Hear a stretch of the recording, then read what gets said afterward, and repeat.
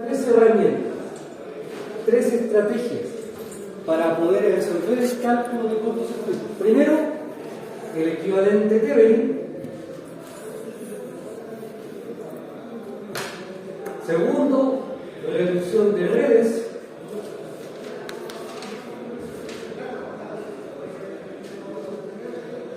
Y tercero, divisor de corriente.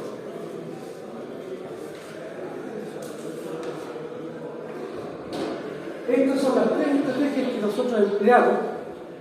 En algunos casos empleamos solamente una, en otros empleamos una o dos estrategias, o en algunos casos las tres. Ahora, de acuerdo a esto, fíjense, ¿qué es lo que pretende el Thevenin? Recordar que con el Thevenin yo puedo calcular la corriente de falla trifásica como 1.0 partido por la ZTH. Y por tanto, a partir del cálculo de la impedancia de Thevenin, respecto del punto de falla, si yo hago la inversa de esto es por unidad, tenemos entonces el cálculo de la corriente de falla. Ahora, reducción de redes, ¿qué significa esto?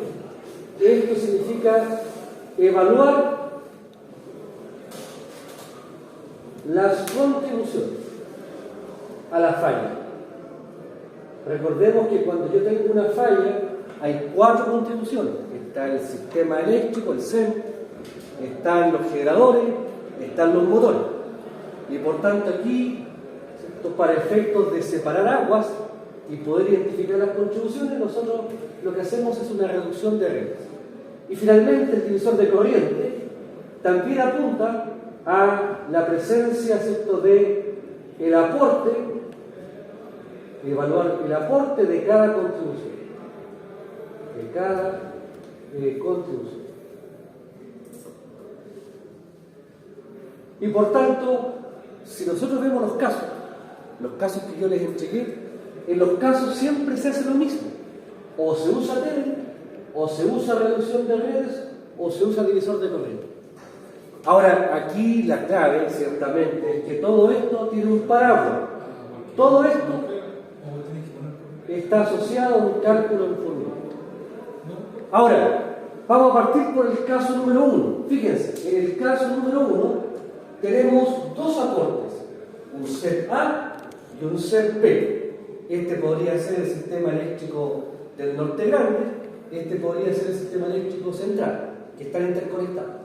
Y por tanto, nos indican que estos dos sistemas se interconectan a través de un transformador y una línea. Y aquí he puesto individualizado un interruptor.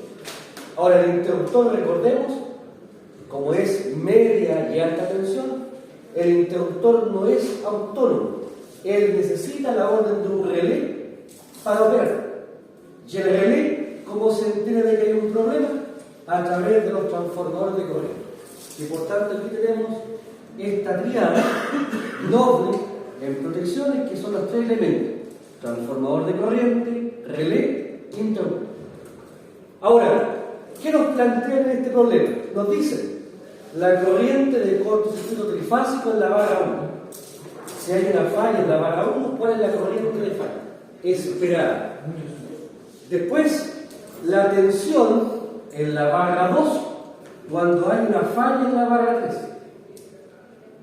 Aquí nos están planteando otra problemática. ¿Qué pasa con los voltajes? Yo les dije, cuando hay una falla trifásica, siempre los voltajes bajan. La idea aquí es verificar, ver que efectivamente las tensiones se reducen, nunca se elevan. Y también nos plantea especificar el interruptor, el 52.1. ¿Qué significa especificar? Significa definir las características básicas, mínimas, que debe tener el interruptor para poder ser capaz de proteger la instalación. Y lo otro, la corriente en el relé 1 cuando hay una falla trifásica en la barra. Es decir, aquí estamos incorporando, fíjense, cálculo de corriente de falla, cálculo de tensión en condición de falla, especificar interruptores y ver la corriente que recibe el relé frente a una falla. El abanico completo. Ahora, de acuerdo a esto, ¿qué nos dice? emplear un voltaje base de 220 kV en el lado del set A, aquí. Nos dicen que el voltaje base aquí es 220. Por tanto, a partir de la relación del transformador tendré dos zonas. La zona izquierda en 220, la zona derecha en 154. Y la potencia base que nos piden son 100 MV. Entonces aquí, cuando se trata del caso número 1, en el caso número 1, lo que nosotros vamos a hacer, como hay dos contribuciones, entonces aquí aplicamos reducción de redes. Reducción de redes. ¿Qué significa esto? Nos ubicamos en la barra que nos están pidiendo, la barra 1. Esta es la barra 1, la que nos están pidiendo valor. Y lo que yo hago es representar un equivalente al lado izquierdo y al lado derecho. Y por tanto, al lado izquierdo tengo una ZA con su fuente, y al lado derecho tengo una ZB con su respectiva fuente. Esta fuente que hace representa finalmente el aporte que sería el sistema A, o la fuente del lado derecho, el aporte del sistema A. Ahora, como aquí trabajo en por unidad, esto vale 1.0 y esto vale 1.0. Estoy asumiendo que antes de la falla, las tensiones de la red son las tensiones nominales, que es la peor condición. Ahora, ¿dónde ocurre la falla? La falla ocurre en la barra 1. Aquí se produce la falla. Por tanto, ahí tengo la corriente de falla. La corriente de falla, ¿de dónde nace? Del aporte de la fuente. Por tanto, de acuerdo a esto, se establece entonces un aporte del lado izquierdo, que yo llamo I sub A, y un aporte del lado derecho que llamo I sub B. Y por tanto, a partir de este planteamiento, que lo vamos a emplear la mayoría de las veces, siempre trabajamos con un circuito equivalente lado izquierdo, circuito equivalente al lado derecho. Ahora, ¿cuánto vale I sub A? El aporte del lado izquierdo. Fíjense que si la barra 1 está en falla, aquí tengo un puente. Y por tanto, si hago malla de este lado, la I sub A será igual al valor de la fuente partido por Z. Por otro lado, si hago falla en la barra 1 y veo del lado derecho, ¿cuánto vale I sub B? I sub B vale 1 partido por Z. ¿Cuánto es la corriente de falla? I sub A más I sub B. Es el aporte de ambas fuentes. Pero también la corriente de falla vale 1 partido por ZTH. ¿Y cuánto vale ZTH? ZTH, si me paro en la barra 1 y miro hacia ambos lados, ¿qué veo? ZA y ZB que están en paralelo. Y por tanto aquí tenemos, me permito presentarles la estrategia que ustedes van a aplicar siempre para evaluar falla. Circuito equivalente al lado izquierdo, circuito equivalente al lado derecho, calculo las corrientes aportadas por cada lado y después la corriente de falla o la calculo como la suma o bien la calculo como el tema. Los resultados son los mismos, de hecho lo hice acá en este caso para que ustedes lo verifiquen. Ahora, ¿qué cosa es ZA? La impedancia que yo veo hacia el lado izquierdo. ¿Qué es ZB? La impedancia que yo veo al lado derecho. ¿Respecto de qué cosa? Del punto de falla.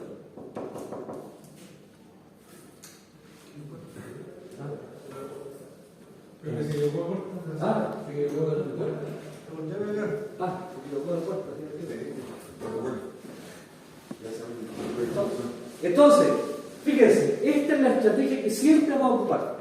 Por tanto, de acuerdo a esto, cuando nosotros evaluamos cálculo de falla, cálculo de falla, se establece una secuencia, pasos. ¿Cuál es el primer paso? Valores básicos.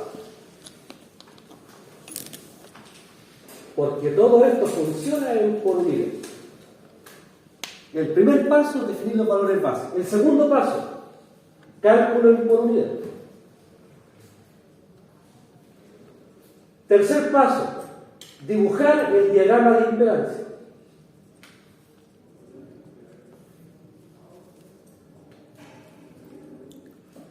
El cuarto paso, reducción de redes.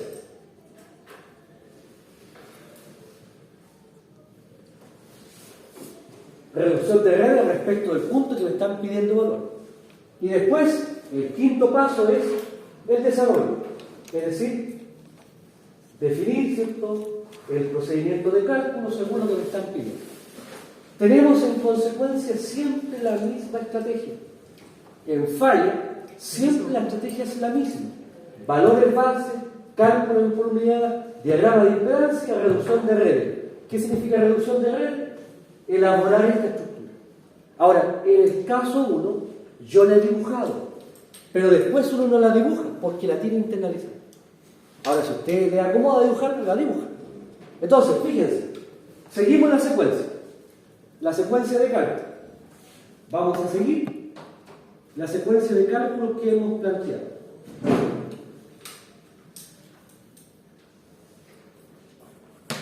Primero, paso número 1, magnitudes básicas. Aquí le puse numeración.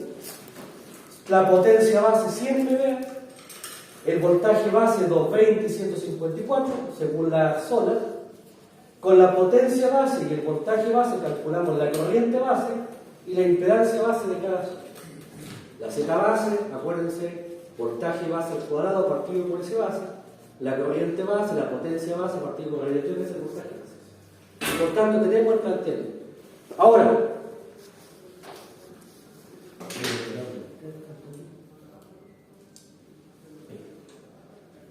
después, paso 2, cálculo en por unidad.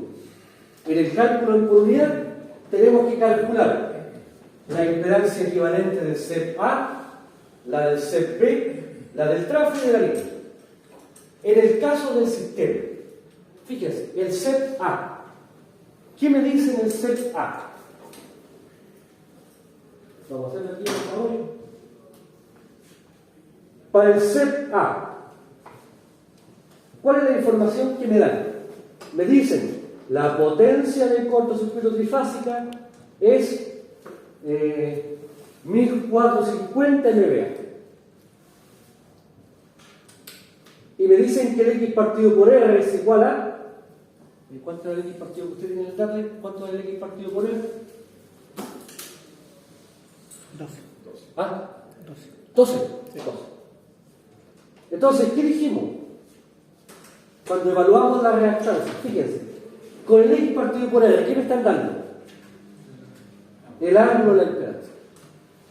El módulo de la Z del CEP A, ¿cómo se calcula? Arriba la potencia base, abajo la potencia de cortocircuito trifásico. La potencia base, ¿cuánto me dio? Me la dio 100. ¿Cuál es la potencia de cortocircuito trifásico del sistema? 1450. ¿Y qué ángulo tiene? El ángulo será tangente a la menos 1 de X partido por R. Y por tanto represento, a partir de esta estrategia, represento el CEP A como una fuente y una impedancia equivalente, un T infinito. Para el CEP B hacemos lo mismo.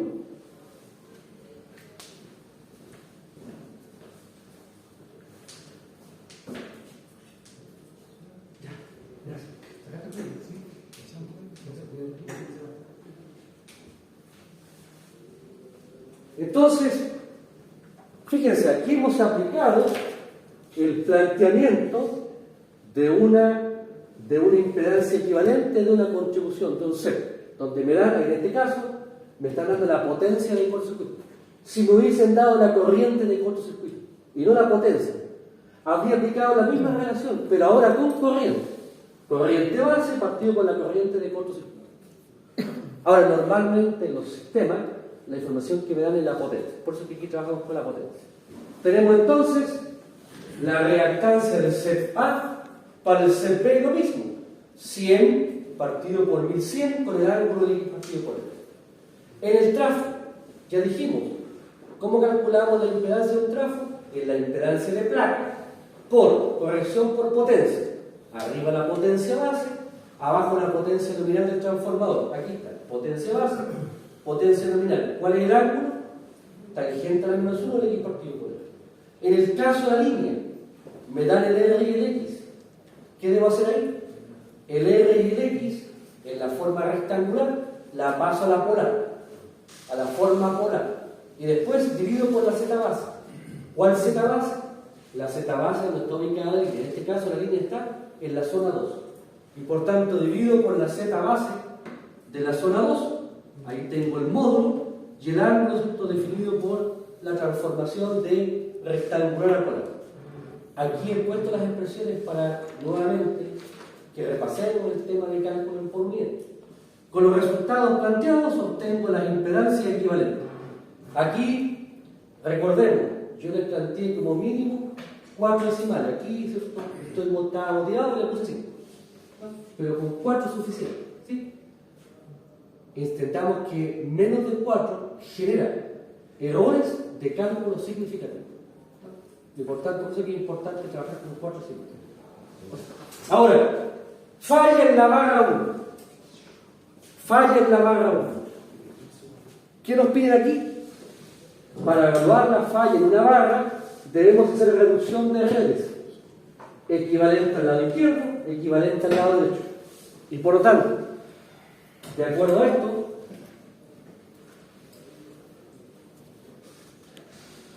fíjense, tenemos en reducción de redes el equivalente del lado izquierdo respecto a la barra 1, el equivalente del lado derecho. Ahora, me paro en la barra 1, fíjense, me paro en la barra 1. Voy a dibujar aquí el circuito para que ustedes lo vean. Tenemos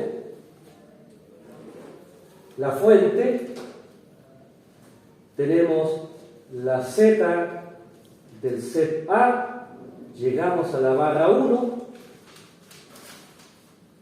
después tenemos la Z del trafo,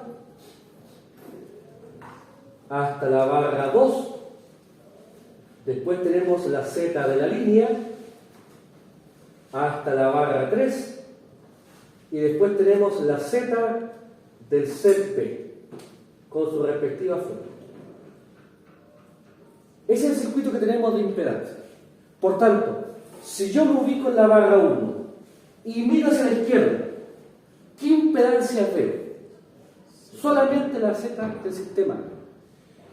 Si ahora me paro en la barra 1 y miro hacia la derecha, ¿qué veo? Esta impedancia, la del trafo, veo la impedancia de línea y la del sistema B en serie. Si están en serie, las subo.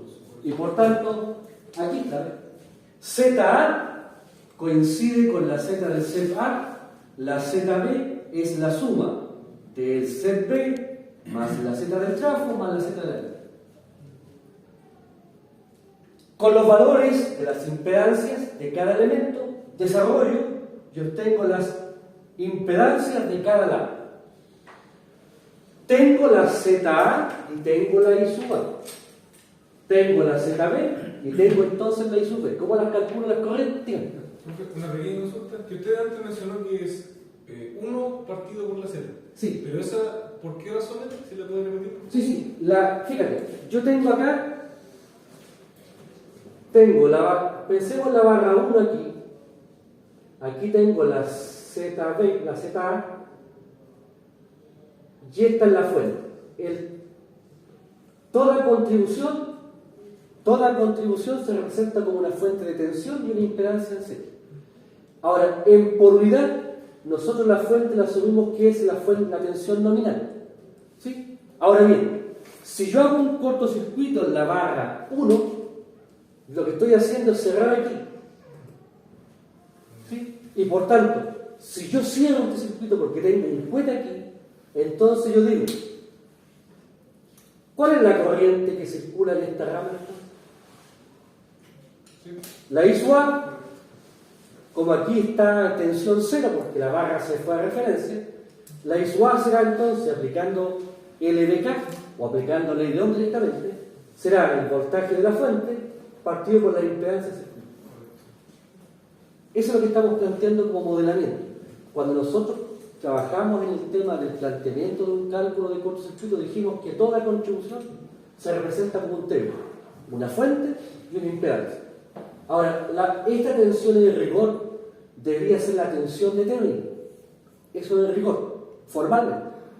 Pero sabemos, si recordamos el cálculo en teoría de circuitos, sabemos que el voltaje de Thevenin no es tan fácil de calcular. Y por tanto, uno dice ya, el voltaje de Thevenin me dio 0,995, por ejemplo, formal. Bueno, si lo asumo 1, no hay tanta desviación. Y lo que es más importante, como estoy calculándolo con 1 aquí, el valor de la corriente va a dar un poquito más alto que el esperado. ¿Sí? ¿Se entiende? Sí, muchas gracias. Ahora, tenemos entonces, fíjense, me paro en la barra 1 y miro a la izquierda, me paro en la barra 1 y miro a la derecha, y calculo las impedancias. Recordemos que las impedancias equivalentes se calculan cuando las fuentes están cortocircuitadas. Y por tanto aquí tengo Z del lado izquierdo, ZSA, Z del lado derecho, la suma de las fuentes. Ahora, si conozco la ZA y conozco la ZB, ¿cuál es la corriente aportada de cada lado? El inverso de la impedancia. Y por tanto, de acuerdo a esto, la I sub A será 1 partido por ZA. Ahí está desarrollado.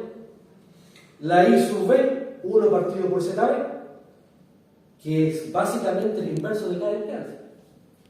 Notemos, por favor, la corriente de falla trifásica entonces. ¿Cómo la puedo calcular en la barra 1? Sumando los aportes, las contribuciones. Y por tanto yo puedo decir que es I sub A más I sub B. Aquí. I sub A más I sub B me da la corriente de falla trifásica. Pero también la corriente de falla trifásica, por la definición de referencia, es 1 partido por ZTH. ¿Cuánto vale la ZTH aquí respecto a la barra 1? El paralelo de ambas. Por tanto, si saco el paralelo de ambas y calculo la inversa del resultado, también tengo otra forma de calcular la corriente de falla. Aquí lo he hecho para que ustedes verifiquen. Fíjense, aquí está la ZTH, ZA en paralelo con ZA. Aquí está el desarrollo. Recordemos, el paralelo es el producto partido por la suma. Yo les sugiero, aquí tienen dos opciones: ZA por ZB partido por ZA más ZB.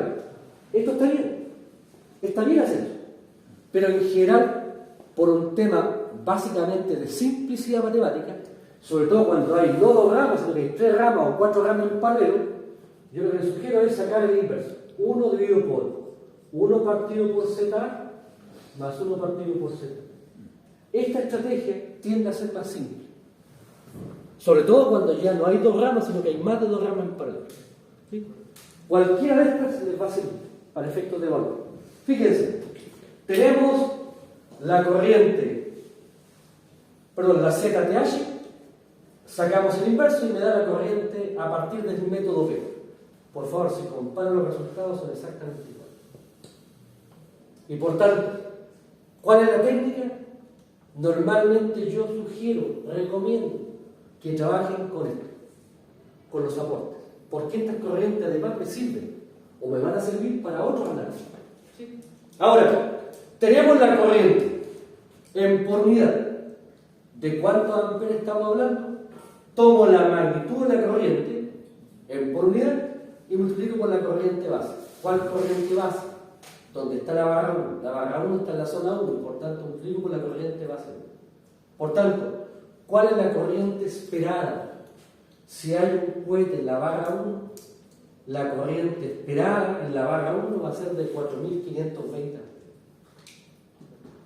Y por tanto, con este procedimiento, somos capaces de estimar la corriente esperada en un punto de la red cuando se produce, en este caso, un cortocircuito trifásico. Ahora, nos dicen ahora, ¿alguna duda respecto de esto? ¿Duda? ¿No? Ahora fíjense, nos dicen tensión en la barra 2 para falla en barra 3. ¿Dónde la falla? En la barra 2. Voy a hacerlo aquí, perdónenme, voy a hacerlo un poquito más ordenado. Voy a hacerlo aquí arriba. Tengo la ZSA barra 1 fuente. Tengo la Z del trafo barra 2. Tengo la Z de la línea barra 3. Y ahora tengo la Z del SB con su respectiva fuente. ¿Qué nos están diciendo? Ocurre una falla en la barra 3. Aquí se produce una falla. Y nos están pidiendo el voltaje en la barra 2. Nos piden este voltaje. Nos piden este voltaje. Entonces, fíjense, recordando los aportes, siempre en una falla tengo aportes. Por tanto, aquí tengo el aporte del lado izquierdo, que llamo I sub A, y el aporte del lado derecho, que llamo I sub B. Siempre respecto del punto de falla tengo los dos aportes. Ahora miren, como me piden el voltaje en la barra 2, ¿cuánto vale el voltaje en la barra 2? Si este es 1.0, esto es 1.0. Fíjense, si aplico el LBK aquí, B2 será 1.0, el voltaje de la fuente, menos la caída de tensión de estas dos impedancias que están en serie, menos ZSA más ZT por la corriente. ¿Qué corriente circula por esta rama? I sub A o I sub B. I sub A. Y por tanto por I sub B.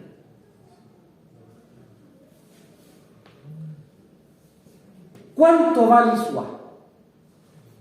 I sub A, por definición, es 1.0 partido por ZA. ¿Qué cosa es ZA? Reactancia al lado izquierdo del punto de falla. Si me pongo aquí y veo para allá, ¿qué veo? Esta, esa y esa que están en C. Por tanto será ZSA más ZT más ZE. Ahora, yo sé de antemano que cuando hay una falla trifásica, los voltajes siempre son menores que el voltaje nominal. Por tanto, el resultado que me va a dar acá tiene que ser menor que 1. De antemano, si me da mayor que 1, en algo estoy equivocado.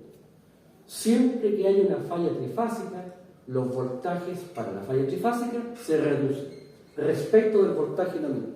Entonces, puso un ZL al último, ¿no? ¿Z? De la línea. Sí, porque fíjate, la falla es aquí. Sí. Al lado izquierdo tengo ZL ZL. más ZT más ZS. ZS. Sí, sí, es que como vi ZT lo tomé por impedancia total de ese lado. No. Aquí, acuérdense, Es del transformador. siempre la estrategia está aquí. Esta estrategia es tremendamente útil porque permite desacoplar y permite, ¿cierto?, separar la red respecto al punto de falla. Ahora, todavía, fíjense, ¿qué estamos haciendo hasta ahora? Reducción de redes estéril. Todavía no vemos disolver los redes. Eso lo vemos en los otros casos. Aquí me he concentrado principalmente en el procedimiento para evaluar, ¿cierto?, los fundamentos de falla. Ahora, dicho esto, fíjense, ZA, ZSA más ZT más ZL. Ahí está. 1 partido por ZA me da I sub A. Aquí está la I sub A.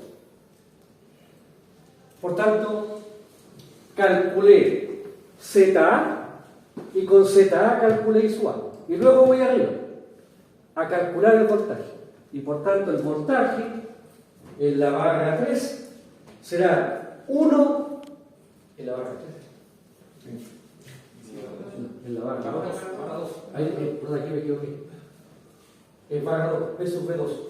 Luego P sub B2 será 1 menos ZSA más ZT. Esto de dónde sale, de aplicar el LK en la zona, ¿cierto?, que queremos trabajar. Y eso me da 0,42923. Fíjense que aquí, ¿qué me está diciendo? Que cuando hay una falla en la barra 3, la tensión en la barra 2 cae a menos del 50%.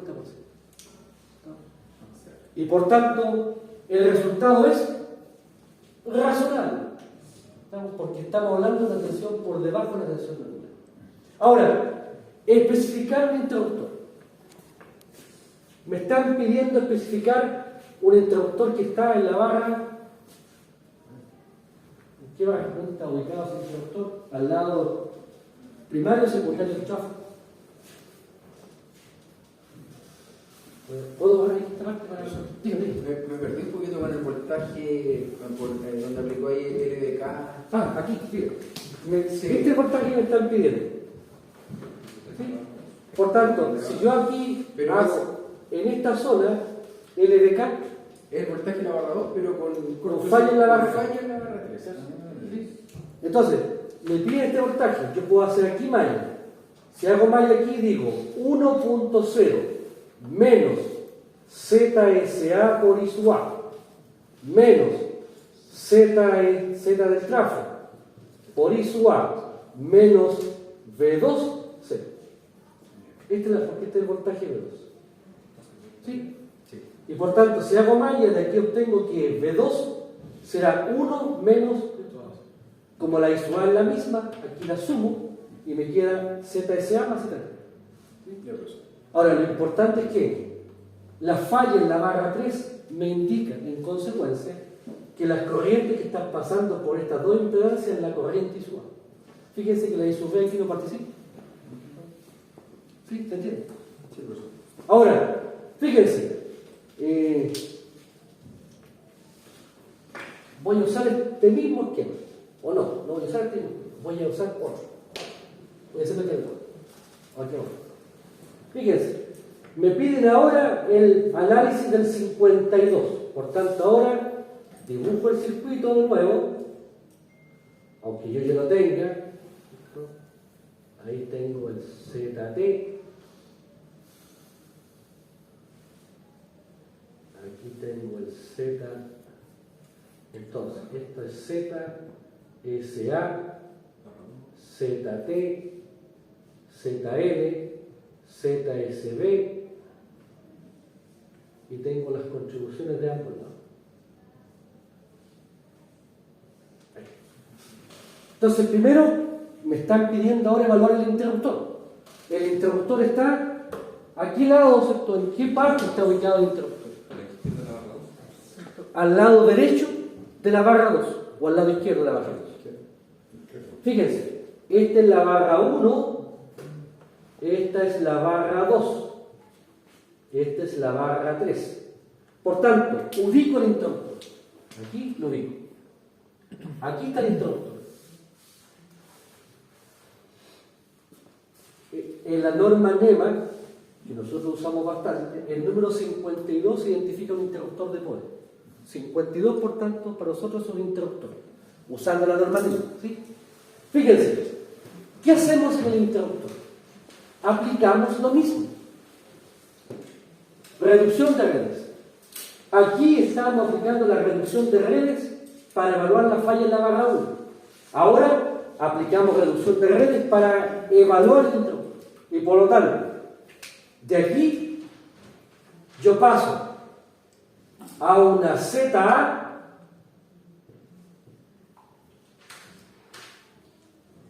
Nuestro interruptor 52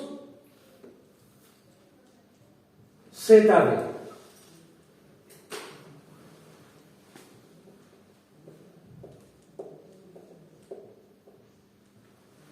Insisto, antes habíamos hecho reducción de redes respecto a la barra 1 porque nos pedían la falla en la barra 1.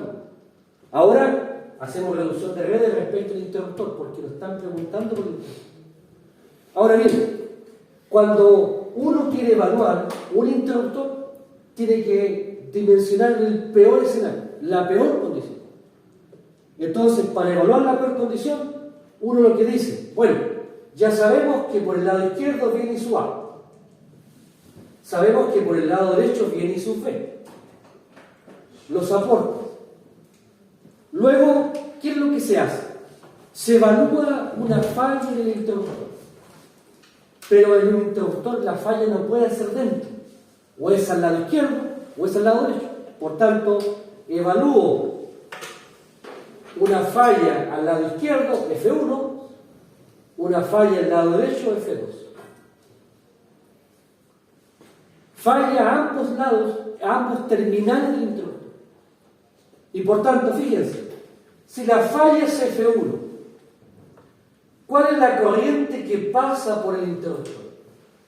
Si la falla es aquí, en este punto, la I sub A se va a tierra, no pasa por el interruptor.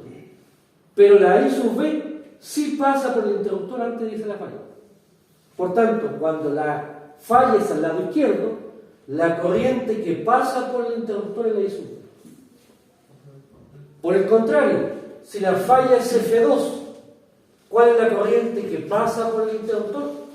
Si la falla es a este lado, fíjense que la corriente I sub A viene, pasa por el interruptor y se va a la falla.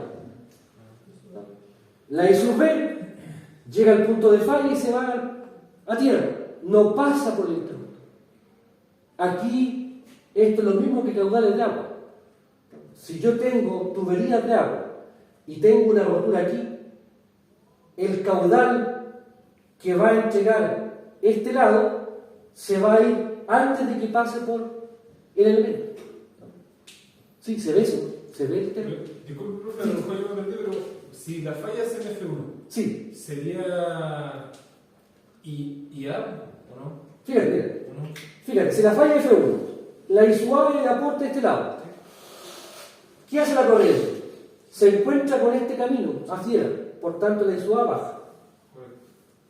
La pregunta es, ¿la I sub A pasó por el 52? No. La I sub B, la I sub B viene aquí, no hay falla F2, estamos en F2.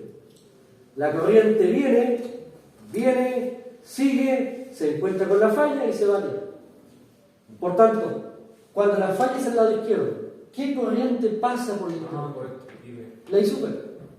Si la falla es al otro lado, ocurre lo opuesto. Ahora, ¿esto qué indica?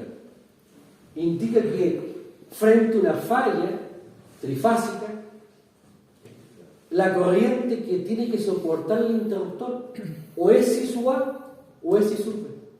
Por tanto, ¿qué hago aquí? Calculo la peor condición, la máxima corriente entre I sub A e I sub B. De las dos corrientes está la I sub B. De las dos corrientes elijo la peor, la más alta, que significa en la práctica la peor condición para el interruptor. Aquí, por favor, el interruptor como dispositivo no va a tener una falla interna. La falla siempre es entre los terminales. Y por tanto, yo no puedo pensar que la falla va a ocurrir aquí adentro. ¿Sí? ¿Se entiende eso? Y por tanto, de acuerdo a esto, ¿qué significa dimensionar un interruptor o especificar un interruptor? Significa calcular la I sub A, calcular la I sub B respecto a donde está ubicado el interruptor y elegir la mayor, la peor condición. Dicho esto, eso es lo que está planteado aquí. Fíjense, aquí tengo al lado izquierdo ZA. ¿Qué cosa es ZA respecto al interruptor? Al lado izquierdo, aquí está el interruptor. Al lado izquierdo, ¿qué veo? ZT más ZSA. ¿Qué tengo al lado derecho? ZL más ZS. Por tanto, ZA será la suma de estas dos, ZB será la suma de estas dos. Aquí están. Bueno, aquí no las puse en detalle. ZA, ZSA más ZT, ZB, Z de la línea más la ZS. Ahí tengo los valores. Z. Calculo los inversos, calculo las corrientes. Y después digo, si la falla es F1, ¿cuál es la corriente que pasa por el interruptor y sube? Si la falla es F2, ¿cuál es la corriente que pasa por el interruptor y sube? Ahí tengo los valores en amperes. Tomé la corriente por unidad y la multipliqué por la corriente base. En este caso, la corriente base es la zona 2. Fíjense que acá, como me interesa solamente magnitudes, no puse la fase, porque a mí me interesa solamente la magnitud de la corriente. ¿Sí? A diferencia de arriba, donde sí la magnitud es importante, la fase es importante. ¿Qué hago ahora? Elijo la peor de las dos. ¿Cuál es la peor? La insuficiencia. Y por tanto, la especificación del 52. Para especificar un interruptor tengo que fijar tres magnitudes. Tres. La tensión, la corriente nominal y la corriente de fase. Aquí estamos hablando de la corriente de cortocircuito simétrica, no hay componente continuo. Ahora, ¿qué tensión está el interruptor? El interruptor está en, vámonos al diagrama. Quiero especificar este 52. Yo digo, ¿qué tensión tiene? Bueno, la tensión del lado donde está ubicado. Por tanto, ¿cuál es la tensión mínima? 154. Ahora, normalmente uno lo que hace para que el interruptor opere con mayor holgura, uno le define una tensión un poquito más alta, a pesar de que la tensión que recibe es 154. Después, ¿cuál es la corriente normal que debe pasar por aquí? Si hablamos de operación en el régimen permanente de la red. Fíjense, ¿cuál corriente debería aquí pasar normalmente? La corriente del lado secundario del transformador de 75 kV. Por tanto, ¿cuál es la corriente normal? Si asumimos que este transformador opera a plena carga, la corriente será 75.000 dividido por 154 dividido por esto. Y ahí tengo la corriente normal. Y la corriente de cortocircuito que recibe la carga. Por tanto, a partir de esto, tenemos entonces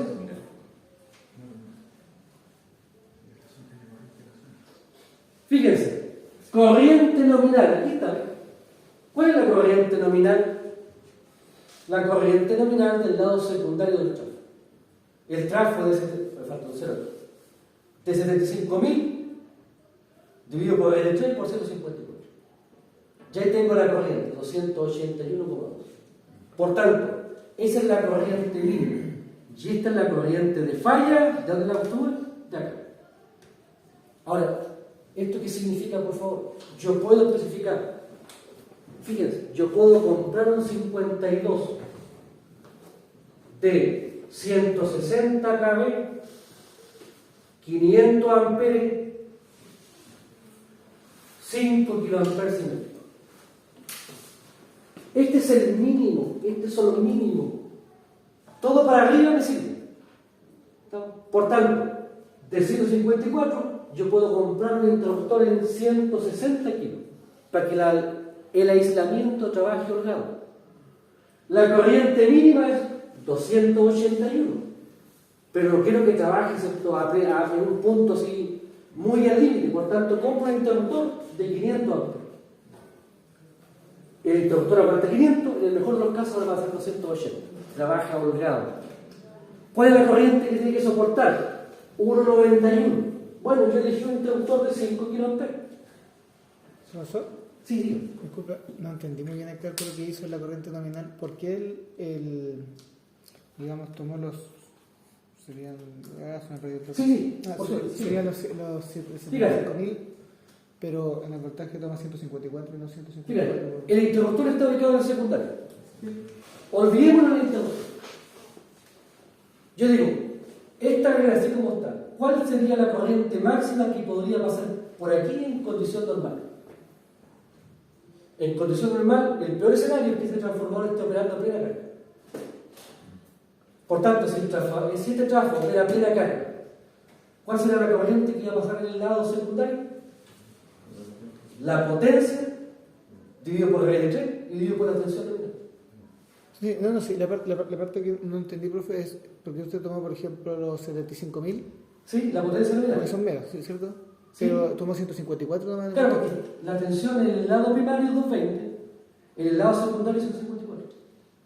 Cabe, ¿Ah? kilovolts. Claro, entonces son, ya te explico la unidad, son 75 por 10 elevado a 6, porque son megas, dividido por la raíz de 3, por 154 por 10 elevado a 3.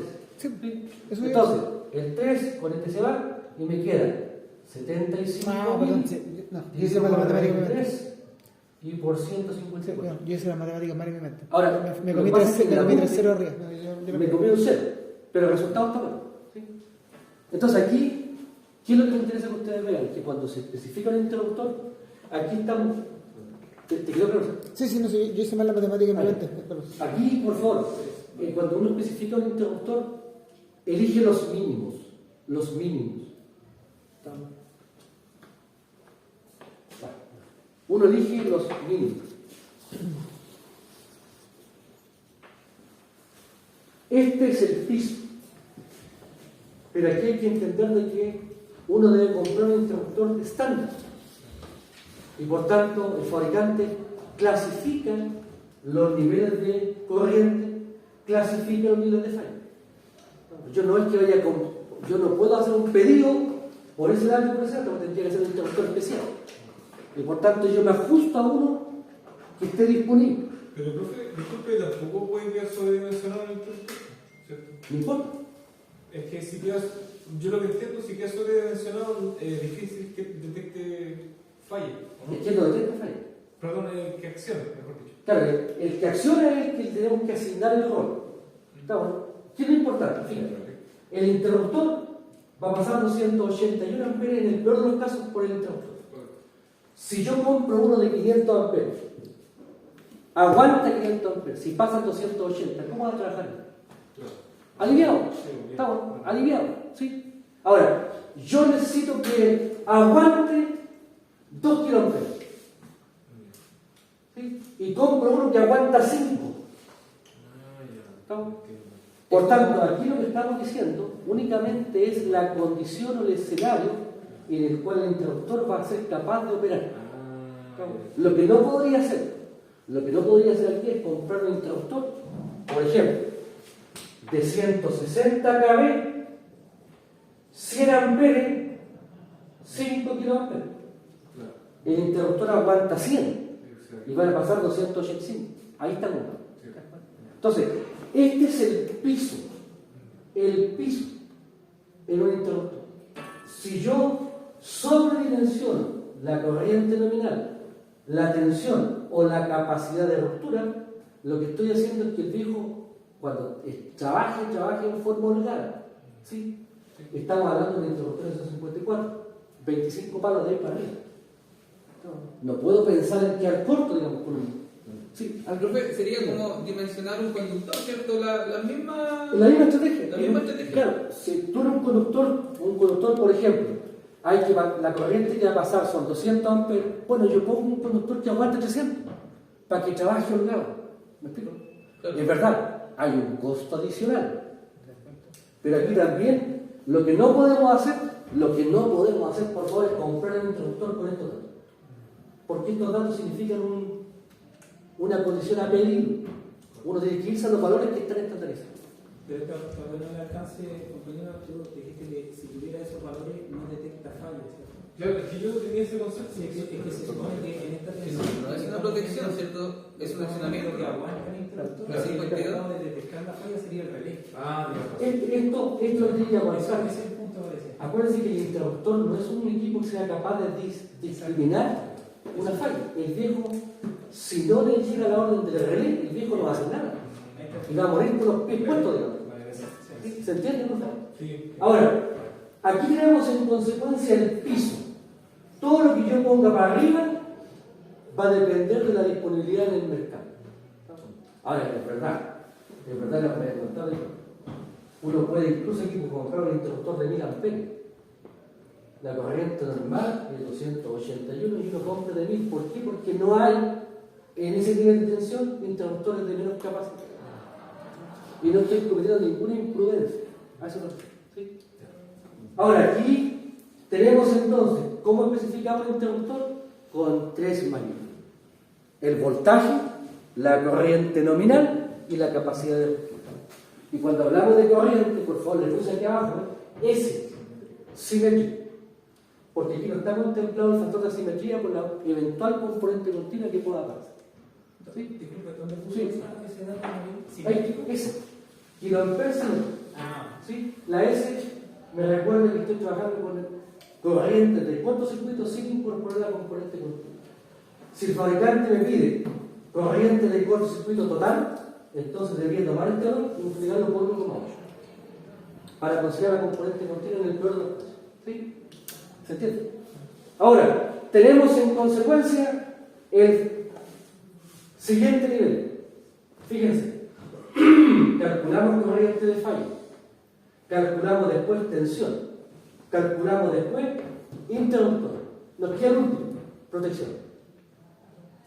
Fíjense, ¿qué nos dice? No sé si hay alguna otra consulta respecto de esto. ¿Qué nos pide ahora? Corriente en el relé para falla trifásica en la barra 3. Entonces, fíjense. Voy a sacar hasta aquí, voy a aprovechar esto.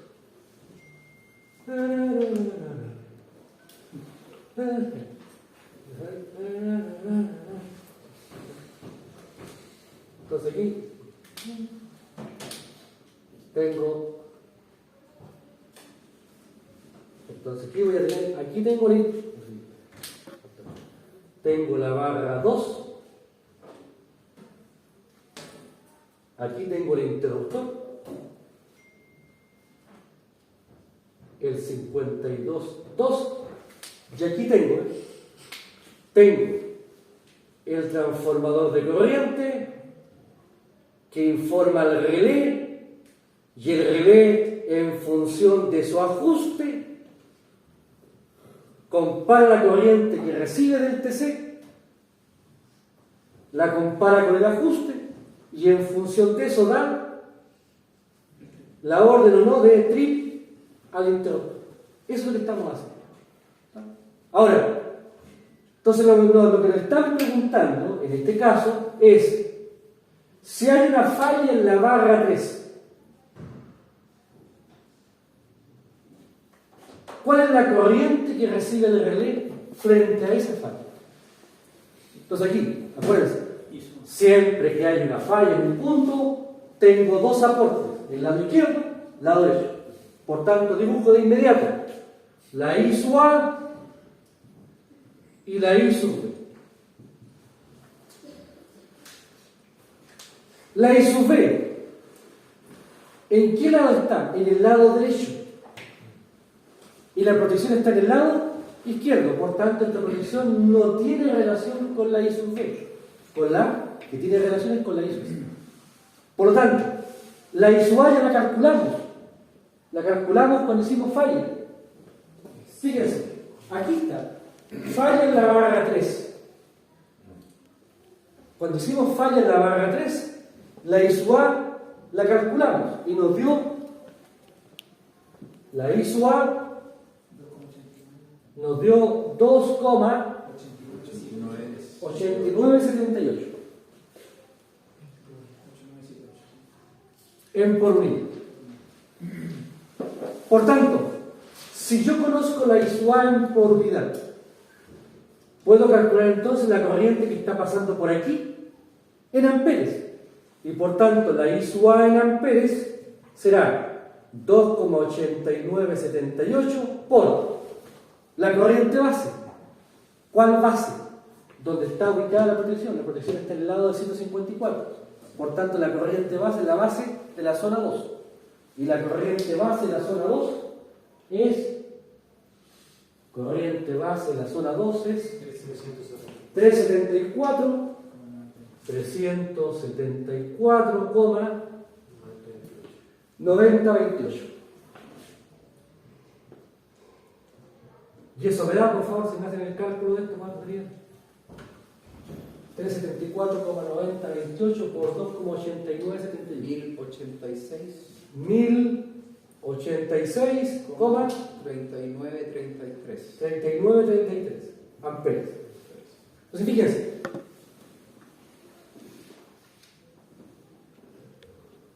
La fase A, la fase B, la fase C.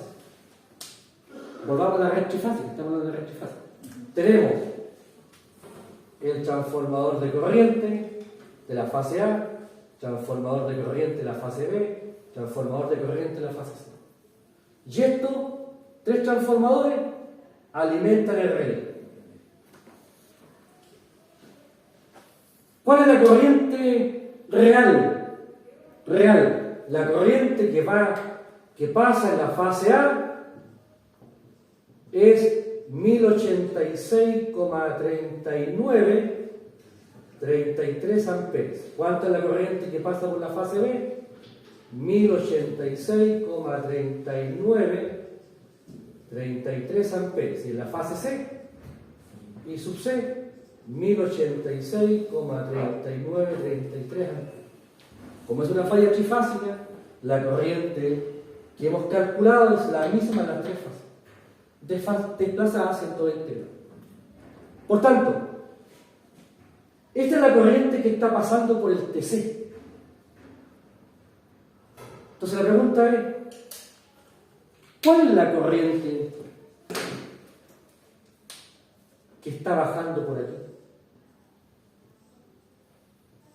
hacia el relé? Para eso necesitamos saber la relación del transformador. La relación del transformador es...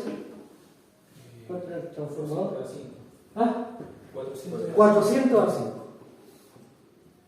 400 de 5. 400 de 5. 400 de 5. ¿Qué significa la relación? Significa que cuando la corriente del primario sea 400 amperes, en el secundario será 5. Eso es lo que está diciendo. Si por aquí pasan 400 amperes, ¿cuánto va a recibir el relé? 5. Ahora, ¿qué corriente en el primario tenemos ahora? ¿Tenemos 400? No, tenemos 1086. Por tanto, 1086,3933 es A. Y por tanto, de aquí, la X será, en este caso, la corriente 1086,3933 por 5 sobre 400. ¿Y eso me daría? 13,57,9. 9 y otro. Por tanto, esta es la corriente que está recibiendo el relé. 13,579. Entonces, ¿qué hace el relé? Toma esta corriente, la recibe y la compara con su ajuste. Si el ajuste dice que el valor límite de corriente es, por ejemplo, 4 amperes, esta corriente es mayor a 4 y por tanto el relé da orden de apertura del interruptor. ¿Me explico? Ahora, esto que está acá, de aquí para acá, es lo que vamos a ver en el próximo semestre. Cómo reacciona el relé y cómo interactúa el relé para dar orden de apertura. Por tanto, este tema llega hasta aquí, hasta la corriente del relé. Después, cómo actúa el relé, eso es un tema que viene después del tema de la asignatura de protección. Ahora, de acuerdo a esto, tenemos entonces, fíjense, aquí está el desarrollo.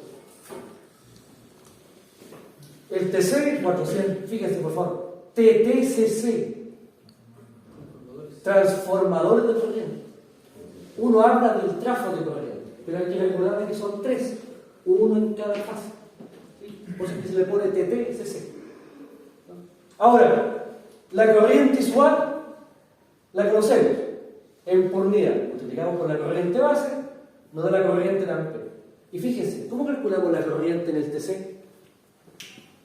Aquí está la regla mnemotécnica. Más que hacer la regla 3 simple, es tomar la corriente real y multiplicarla por el inverso de la relación de TC.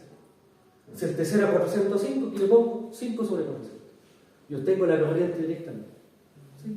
Ahora, de acuerdo a esto, tenemos entonces que la corriente de relé será 13,58. Notemos por favor de que a un dispositivo electrónico le estamos inyectando 13,5.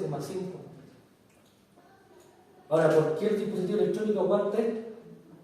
Bueno, porque se entiende que cuando hay una falla, la protección tiene que operar antes de un segundo. Y si opera antes de un segundo, esa corriente no origina daño en el dispositivo. Si yo permito que esta corriente prospere en el tiempo, ya se va a quemar el relé. Y se fueron 7 palos o 8 palos. Entonces acá tenemos de por medio una mirada, ¿cierto? En este ejercicio, una mirada, ¿cierto?, dispersa. En el caso 1 tenemos todos los casos posibles relacionados con falla. El abanico. Ahora, el caso 2, 3 y 4, ¿qué es lo que hace? Básicamente es lo mismo, con la única diferencia que se complejiza la instalación. La red es un poquito más compleja desde el punto de vista de la topología, que es lo que uno debería esperar en una red industrial. Todas las redes que vamos a evaluar son redes radiales, que son las típicas de instalación industrial. Ahora, dicho esto, no sé si hay alguna duda respecto a esto. ¿Duda? Ya. Entonces ahora ya nos sumergimos en los casos estos que yo les he comentado. Caso 2. Fíjense, tengo el caso 2.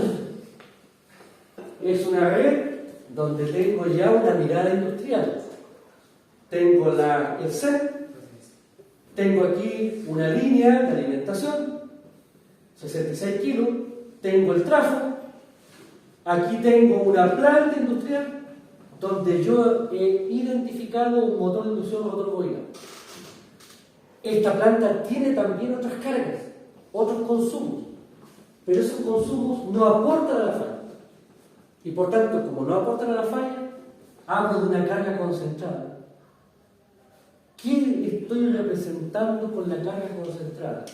Otros equipos, otros elementos que consumen energía, pero que no están contemplados como elementos que vayan a aportar corriente a la falla. Por tanto, para los propósitos del cálculo de cortocircuito, esta carga concentrada no se contempla, porque no es aporte a la falla. ¿Cuál sería aquí entonces los aportes a la falla? El CEN y el motor de inducción rotor bobinado. Porque dijimos que los motores de inducción en media tensión sí aportan a la falla. Y aplicamos la misma estrategia. Fíjense, ¿qué nos dice acá? Nos dice, para el set de la figura, el interruptor 52.2, el principal de la planta, posee una capacidad de cortocircuito simétrico de 3.000 amperes. En 13,8 grados. Ese es el dato de placa. Ahora bien, fíjense, verificar si el interruptor 52.2 es capaz de soportar las corrientes de cortocircuito trifásico de la instalación.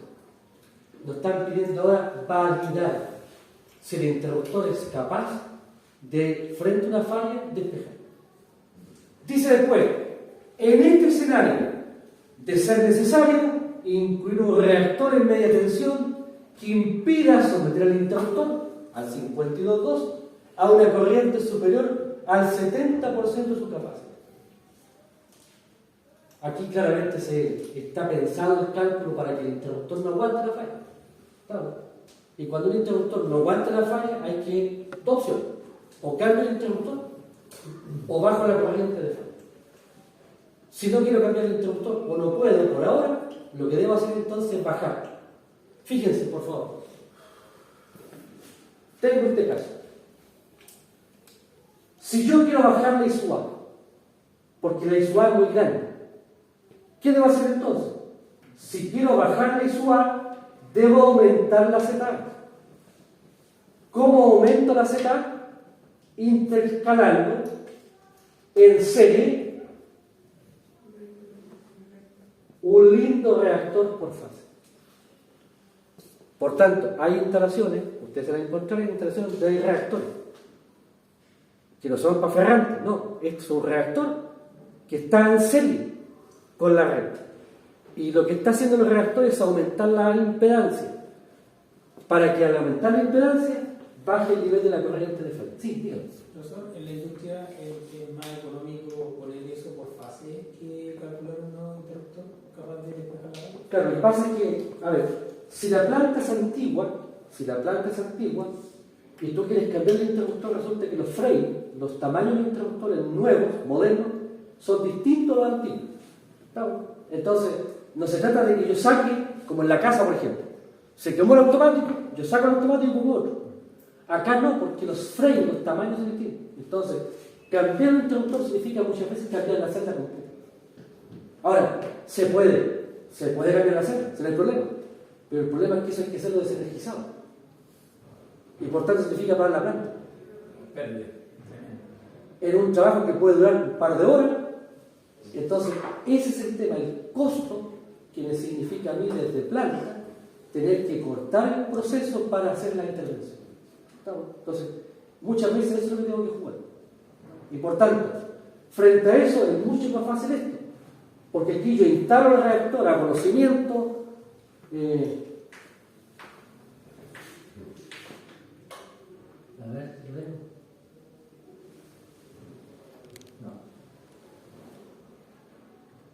No. Denme un segundo. No me corto. Busque la carpeta que dice prueba. A ver. ¿Nada? Busque la carpeta que dice certamen. Chuta, no lo quiere ver. Créame que no lo quiere ver.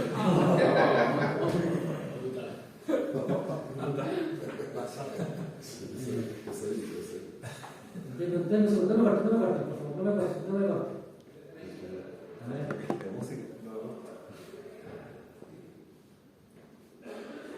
Vamos a ir a Charlotte, profesora. ¿Ah? Vamos a ir a Charlotte. Yo llevo 10 años tratando de ¿A dónde? Charlotte. Pero tenemos que hacer una vez que termine el semestre, vamos a hacerlo. Aquí está. Fíjense, aquí tenemos el reactor, un modelo. Entonces aquí, ¿qué hacemos? Nosotros hacemos la obra civil. Compramos los reactores, los instalamos, los montamos, hacemos el cableado, todo. Y dejamos solamente los chicotes listos para intercalar en la red. Y por tanto la intervención que yo hago al insertar reactores es mucho más acotada. Y por tanto, aquí quizás puede que esto sea tan económicamente tan comparable con el interruptor. El problema es que el interruptor, lamentablemente, muchas veces hay que cambiar todo. No solamente el interruptor, sino que hay que hacer una obra civil en la sala de leche. ¿Sí? ¿Se entiende? Ahora. ¿Y eso cómo está terminado? ¿Tiene una pica abajo? Creo que ¿Una pica? O sea, No, aquí, este es el reactor. Ahí tengo el aislador. ya. Esto está montado, ¿cierto? Aquí tengo, fíjense, aquí tengo una mufa, el cable, ¿cierto? Que baja, va por ducto y entra a la celda. ¿Sí? Ahora, este es un caso. Sí, ya está operativo. Los ductos están. La línea subterránea y entra después a la fluye. Y aquí, por favor, lo que tenemos, insisto, desde la mirada de la instalación, es una opción es ponerlo en forma equilátera. Se dan cuenta equilátera para evitar los efectos magnéticos. ¿Sí? Esta es una opción. La otra opción, creo que la tengo. La otra opción es que yo tomo una bobina y la instalo arriba y formo una torre. Cuando no tengo espacio para esta disposición, que ocupa harto espacio físico, la otra opción es montar una sombra. Con el riesgo del efecto magnético en la. Claro, pero ahí lo que yo hago es fijar un espacio. Si ustedes se acuerdan, todo esto está cercado, de tal forma de evitar justamente que haya interferencia sobre todo con las personas. ¿Tiene algo aquí? ¿Es correcto pensar, señor, que el reactor es una bobina? Sí, Es una aquí está bobina. la bobina. Aquí está la bobina. O sea, uno de los chicotes, una de las mufas entra a un terminal y la otra en la Ah, otra terminal y se claro. acabó. Claro. Y con esto cierro. ¿Núcleo no tiene esa bobina? No. ¿Es solo aire? Si el reactor que tú necesitas de baja magnitud, basta con núcleo de aire. Si tú tienes que hacer una bobina más grande, ahí tienes que hacer una estructura más sólida. Y ahí podría sí incluir un núcleo, digamos, ferroso. ¿Sí? Ahora, Perdón, señor, fíjate, ¿de qué orden de qué magnitud de tensión estamos hablando ahí? ahí 6,3. Gracias, señor. ¿Sí? Entonces, tenía otra foto de la planta de reactor columna aquí. La cuestión de. Ahí está la planta. Esto es de la planta de celulosa. Aquí está la reactor. Uno sobre otro. ¿Cierto? Ahora, esto cuando se instala esta estructura, cuando no tengo mucho espacio, usted se da cuenta que no está el espacio. Pero aparte de eso, ¿Ah? aparte del espacio disponible, ¿cuál es la diferencia de hacerlo si No, que si lo haces en un triángulo, tú reduces los efectos de acoplamiento. Aquí tú tienes que sacrificar un poco eso, ¿cierto? Para efectos de poder efectivamente correr. Sí. ¿Es un charrúa? ¿O es a la raíz? Pero pues, Este reactor, no, es que este reactor, eso está en un patio de charrúa. sí, es que este reactor es otro, este es un filtro.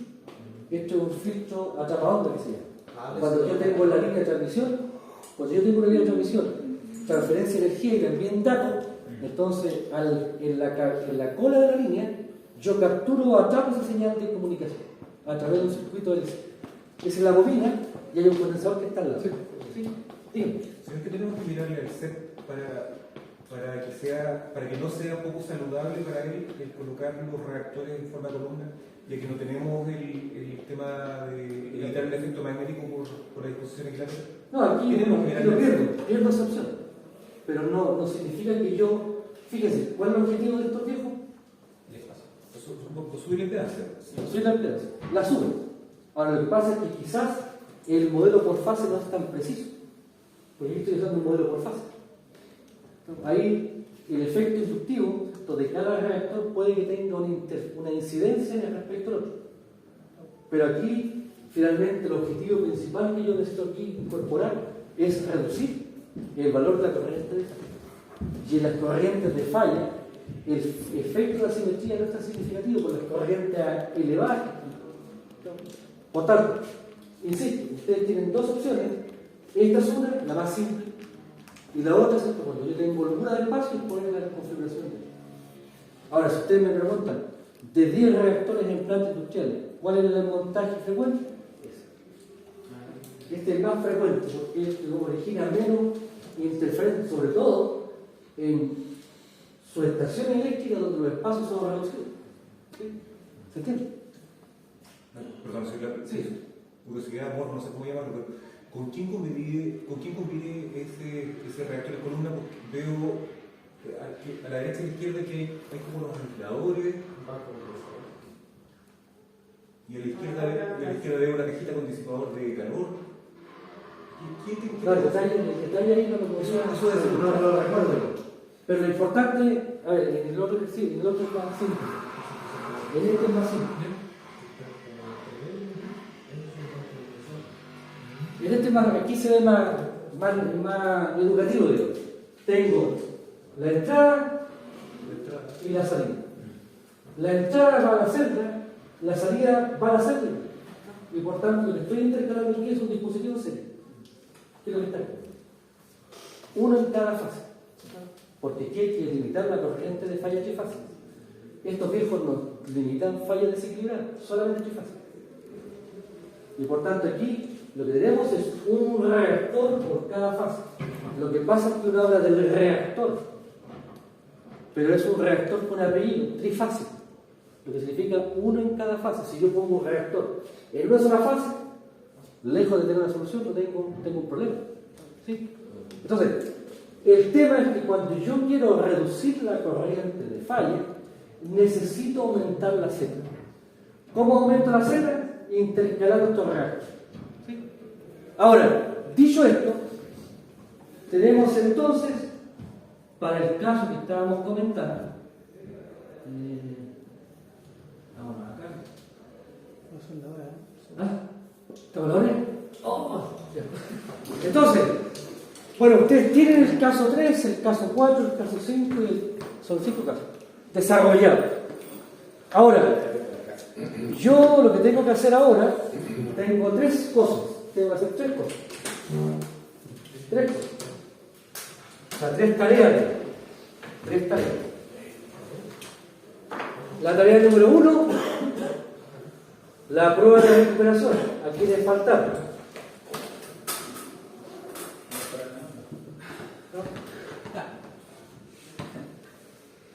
Una vez que haga la prueba de recuperación, les voy a enviar la pauta de la prueba 1. Para que ustedes tengan el desarrollo de su prueba, de la prueba 1. ¿Sí? Después de esto, 3, hay que fijar fecha de la prueba 2. Porque fijada la fecha de la prueba 2, podemos hacer la actividad de reforzamiento.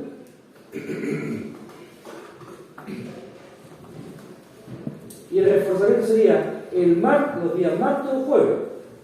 Puede ser presencial o remota. Ustedes deciden.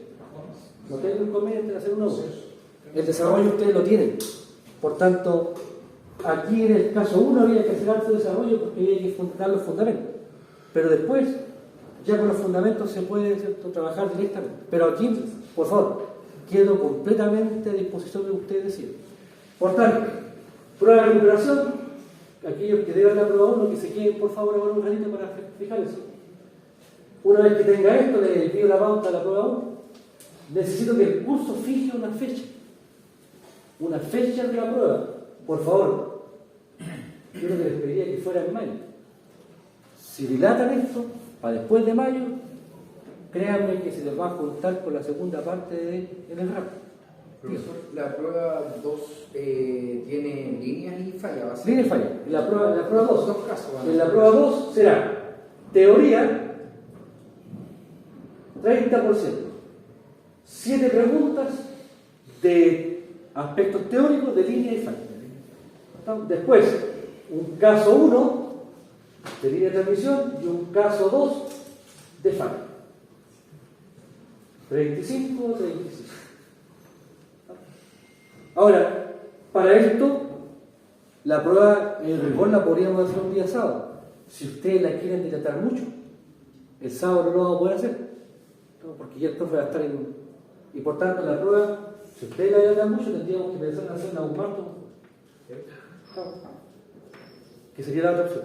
Yo, por favor, yo he dado instrucciones a los profesores de que las evaluaciones tienen que ser los días sábados. Pero, entendiendo, ¿cierto?, de que aquí tenemos una situación que se puede prolongar, me quedo abierto a que ustedes puedan decidir hacer la prueba un día martes o un día jueves. La fecha la fijan ustedes. Lo que yo les, usted la puede fijar, no sé, para agosto. ¿Sabes? Pero el tema es que mientras más prolonguen el tema de la prueba 2, menos se van a embarcar en la materia que parte el lunes, que es el flujo de carga. Entonces, por eso es que le digo que hay que buscar un punto de equilibrio. Pero yo me ajusto a lo que ustedes me digan. Porque yo sé que ustedes también tienen otras evaluaciones, de hecho tienen máquinas hoy día, por lo que entienden. Entonces, tienen otras evaluaciones, no quiero tampoco. Pero eso es un punto que yo lo fijo. Entonces, de nuevo, esto lo fijan en el grupo de SEP. Y el grupo de SEP están todos para que puedan trabajar. ¿Sí? Una vez que fijen la prueba, usted me dice, profe, la prueba va a ser 2 semanas. Ya, entonces yo le digo, ya, tratemos de juntarnos esta semana y la próxima, antes de la prueba, para prepararnos para el tema de FA. ¿Sí? E incluso más. Si es necesario, podemos hacer incluso un reforzamiento de la materia de línea, si es que surgen algunas dudas que hayan quedado resacadas, ¿cierto? Pero yo estimo que necesito al menos 2 actividades, 2 reforzamientos, para los 5 casos. Porque los sábados que nos quedan, el próximo el 18, después el 25 y ya después el sábado 1 de junio. Claro, entonces, ¿Hacemos una encuesta con esos 3 sábados o el primero está descartado? Primero de junio. no, que lo que yo quiero que abrir un poco el debate, aunque también puede ser un martes o un jueves. Ah, Estamos, a ese margen. Que no nos concentremos únicamente en el tema del sábado. ¿Sí? ¿Pero cuándo sugiere usted, por ejemplo? ¿Ah? De acuerdo a su experiencia, ¿cuándo sugiere usted? ¿Cuándo lo haría yo? ¿Cuándo cree usted que es buena Mañana. fecha?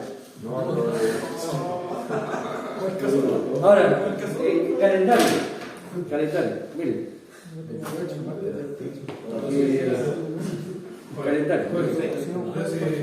Pero la última semana de mayo, aquí. Miren, hay que pensar que yo tengo que hacer al menos 2 reforzamientos. Y por tanto, si pensamos que el martes 21 de mayo es feriado, ya perdimos el reforzamiento del 21.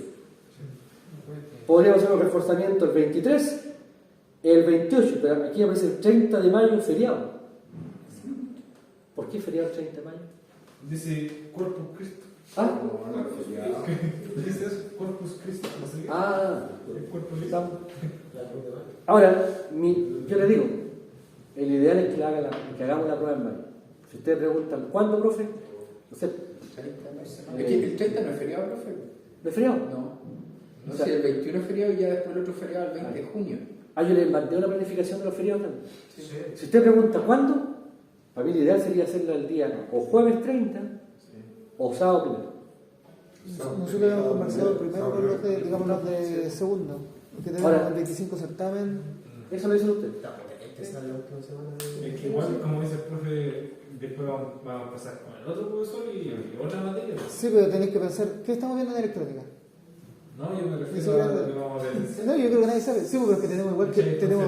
Pero eso lo van a ver en la interna. Ahora, acuérdense, por favor, la experiencia me indica que nunca van a estar todos de acuerdo. Nunca. Es muy poco probable que todos se pongan de acuerdo. Y por tanto hay que buscar mayorías. De acuerdo a esto, la votación, por ejemplo, que plantea Juan Carlos es una buena opción. Fijar 3 fechas y la fecha más votada es ahora. Porque si buscamos 100% de unanimidad, créanme que vamos a estar en el verano haciendo la prueba. ¿Estamos? La democracia es el sistema más democrático que es. Ahora, todos están en el grupo, así que... Es el error de la ¿Ah? ¿Quién no sabe su prueba? ¿El otro su prueba?